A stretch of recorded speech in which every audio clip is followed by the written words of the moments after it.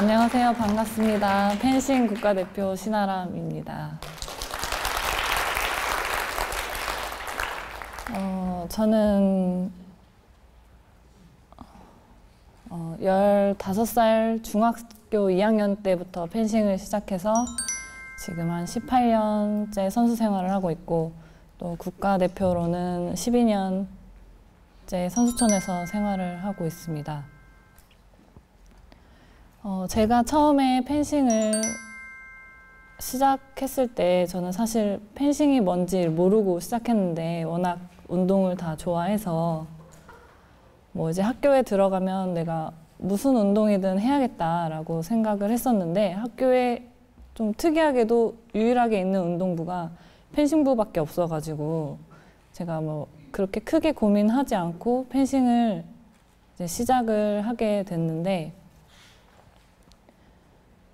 저는 사실 펜싱을 시작하기 전에는 1년 이상 꾸준히 배워본 게 없어요.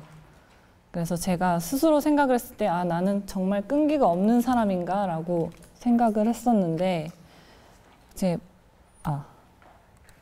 어머니께서 이제 저를 딱 봤을 때, 얘가 공부는 아닌 것 같으니까 뭐라도 이제 특기를 살려주고 싶어서 이제 뭐 피아노 학원, 그림 그리는 거 좋아해서 미술 학원, 뭐 수영도 해보고 태권도도 해보고 뭐 이제 여러 가지를 이제 시켜주셨는데, 다 1년 이상 배웠던 건 없고, 특히 피아노 같은 경우에는 네가 나중에 뭘 하든 악기 하나쯤은 다룰 수 있어야 된다고 하셔가지고, 피아노를 제가 6개월 다니고 그만두면 다시 다니게 하시고, 3개월 다니고 또 안 나가면 또 나가게 하시고, 그래서 초등학교 1학년부터 졸업할 때까지 제가 피아노 학원을 이제 끈질기게 이제 다녔는데, 이제 결론적으로 저는 이제 악보를 볼 줄 몰라요, 지금.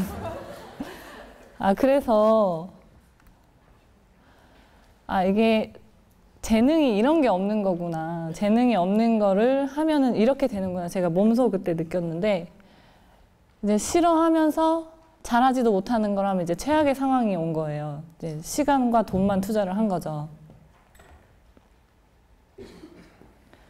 제가 어느 날 이제 페이스북을 이제 누워서 이렇게 눈팅하다가 운동선수 이야기라는 페이지가 있더라고요. 이거를 이제 보게 됐는데, 거기 이제 제가 관심을 갖게 된 건 이제 또 펜싱을 하고 있는 중학생 이야기이기도 하고, 보이시나요?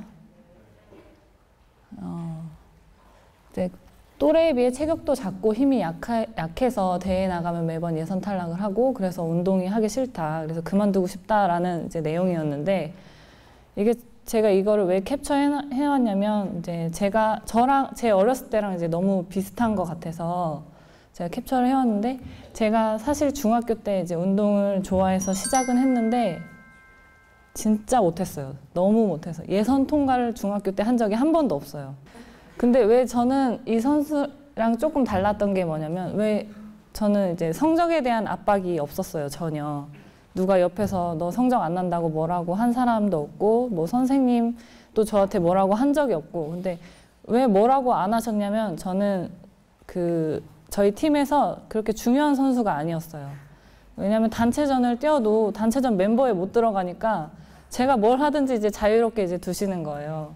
근데 이제 제 친구들이 이제 3명이 있었는데, 그 3명한테는 되게 화도 내시고 혼내시고 하면서 가르치는데, 저한테는 그냥 이제 막 귀 이렇게 잡고, 이제 키가 작으니까 귀 잡고 이렇게 드는 막 서울 구경 같은 거 하고, 그냥 너는 앉아서 여기서 이거나 보라고 하고. 그래서 그때 저는 혼나지 않으니까 그게 좋은 거라고 생각을 했는데, 이제 막상 시합을 나가니까 저는 벤치에만 앉아 있어야 되고, 저한테 음료수나 사오라고 하고, 음료수를 나한테 사오라 그래, 막 그랬었는데, 그때 자존심이 좀 많이 상해서 고민을 사실 했었는데, 이제 그거는 이제 자연스럽게 제가 중학교 3학년이 되고 이제 제가 주전이 된 거예요. 심지어 제가 팀에서 에이스를 해야 되는 상황이 왔는데, 그거는 이제 제가 노력을 해서 그런 게 아니라, 이제 3학년 언니는 졸업을 해서 고등학교로 가고, 이제 나머지 애들 3명이 원래 단체전을 뛰었던 3명이 다 동시에 3학년 되자마자 그만둔 거예요. 그래서 이제 저만 남은 거예요. 이제 선생님은 선생님 입장에서는 남아있어야 할 애들이 가고 이제 가도 되는 저만 남아있는 거예요. 체육관 안에 이제 덩그러니 저 혼자 있는 걸 봤을 때 선생님 심정이 어땠을지 물어본 적은 없는데 아마 어느 정도 예상이 될 것 같아요. 지금은 이제 간단하게 제가 올림픽을 준비했던 과정에 대해서 이제 말씀을 드릴 텐데 저의 첫 올림픽은 이제 2012년에 있었던 런던 올림픽이었는데 이제 저는 사실 그 올림픽을 펜싱 같은 경우는 이렇게 올림픽 티켓을 따야지만이 갈 수가 있는데 이 올림픽 티켓을 어떻게 따는 거냐면 세계 랭킹 1등부터 4위까지 팀으로 나라별로 4위는 자동 티켓이 주어지고 그 밑에 나머지 티켓 4장이 있는데 이거는 대륙별로 하나씩 주어지는 거예요. 뭐 아메리카, 아프리카, 유럽, 그 다음에 아시아 이렇게 한 장씩만 주어지는데 우리나라 같은 경우에는 이 1등부터 4등 안에 들어갈 수 있는 능력은 사실 안 되고 그 밑에 있는 대륙별 티켓을 잡아야 되는데